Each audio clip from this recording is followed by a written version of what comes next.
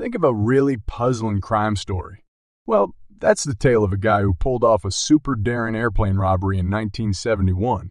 This wild event happened when a man got on a plane in Oregon.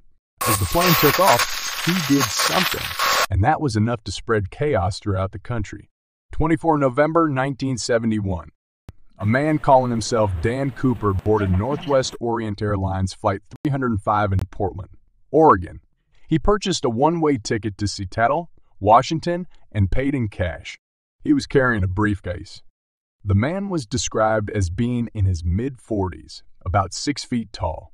He had a calm and polite demeanor. He spoke with a Northwest accent. He was wearing a business suit, a black tie, and a white shirt. He sat in the last seat of the plane and lit a cigarette. Everything was fine until he handed a note to a flight attendant.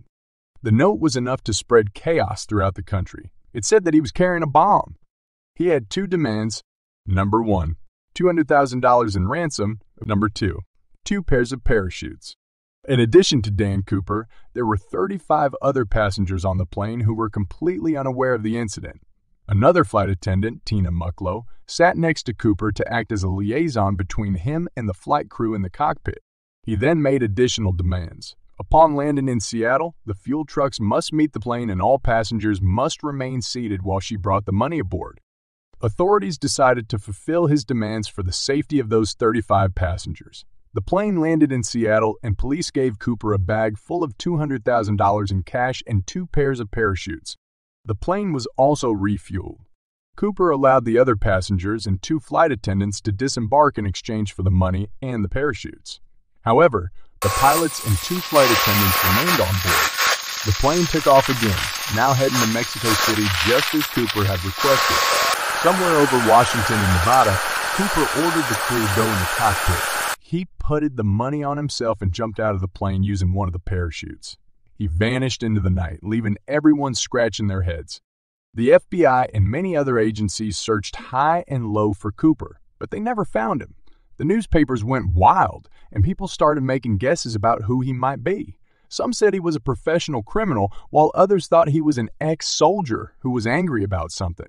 In 1980, a boy found some rotten money near the Columbia River. People thought it might have been Cooper's money, but there was no way to be sure. This led some to believe that Cooper might have died while parachuting. However, even with this clue, the case remained unsolved. Investigators checked the parachute cords and the money serial numbers, but they were unable to identify cooperators. The DLBDB Cooper case has been investigated by the FBI for over 50 years, but the identity of the hijacker remains a mystery. If you enjoyed the story and would like to hear more fascinating tales, don't forget to subscribe to our channel. By subscribing, you'll be the first to receive new stories filled with adventure, wisdom, and inspiration. So, click that subscribe button now and join us on this exciting journey of imagination and wonder